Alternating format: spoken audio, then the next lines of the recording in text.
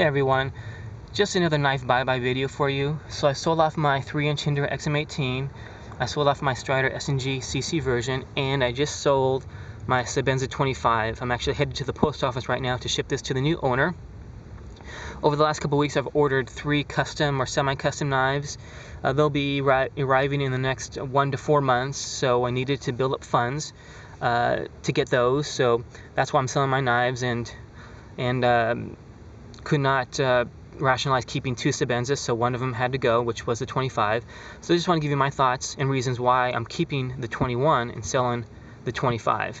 I'm not going to get in too much into the specs of the knives or the differences, because there's other videos that do a really good job going over the differences in the knives. Just my reasons why I prefer the 21 over the 25. So one of the first noticeable differences is the finger grooves in the handle, new to the 25. So in this position, you actually have a really comfortable, very secure, strong grip. Really like this grip. The problem I have with it, though, is this is really the only grip available for this knife when you're holding this in this forward position. It doesn't allow much flexibility in hand position. So the finger grooves pretty much dictate where your hand goes. So if I want to move my hand a little bit closer to the blade, the natural position is right here with the finger grooves, and then you can see my pointer finger sort of has no place to go other than awfully close to the blade. In the opposite direction, if you move your hands back on the handle, this is again the natural position right here, and it pushes your hand too far off the blade and you lose a lot of strength and control. So this position is great. Any other position just doesn't work, so you lose flexibility in your hand position. Compare that to the 21, which has this nice, more of a straight handle. In this case, I can grab the knife almost anywhere, and it's really comfortable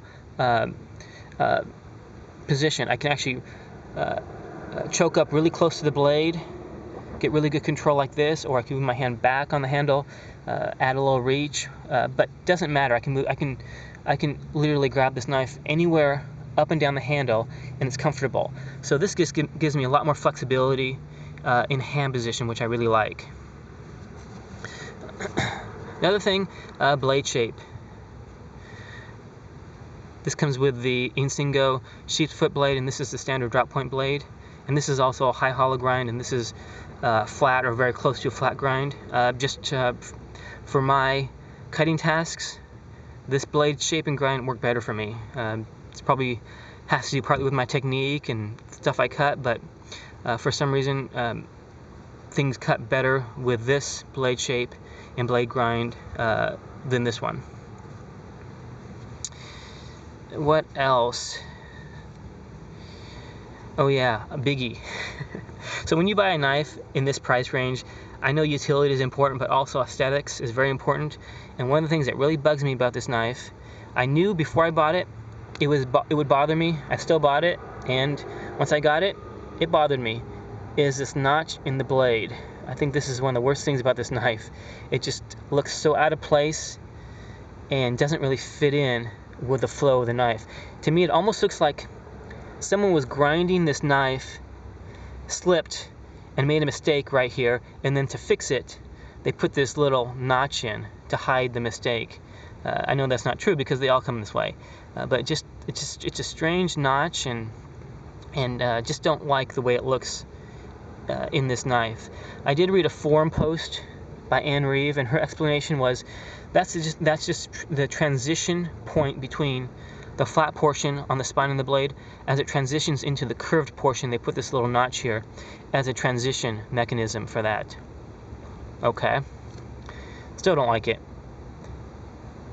If you compare that, get this back in focus, there we go. So if you compare that to the 21, it has very similar blade spine.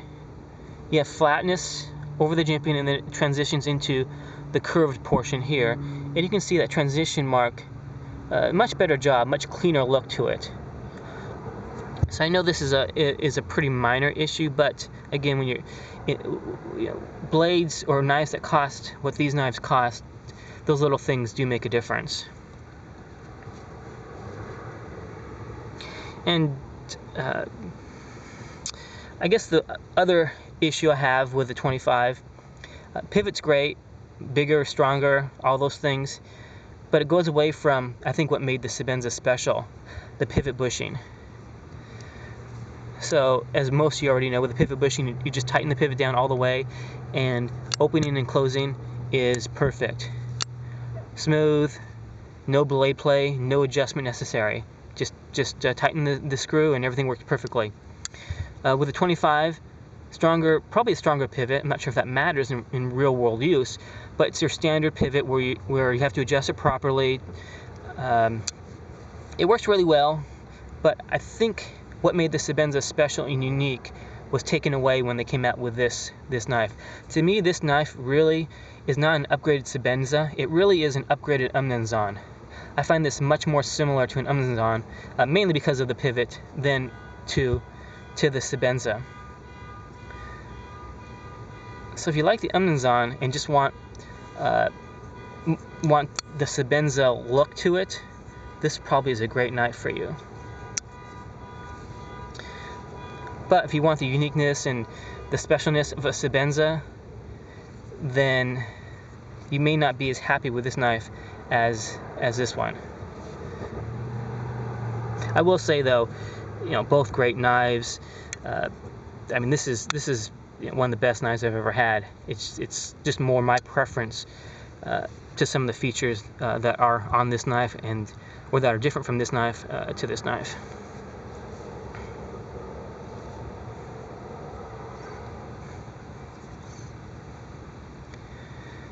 Everything else is perfect, as you would expect in the CRK. Fit and finish, perfect. Centering, perfect on both of these. Super duper high tolerances. So either one's a great knife. It really just comes down to preferences and small items that make a difference between which one is better for you. So anyways, just wanted to do this quick video before I say goodbye to this 25. Let me know if you have any questions, comments. Thanks a lot for watching. See you guys later.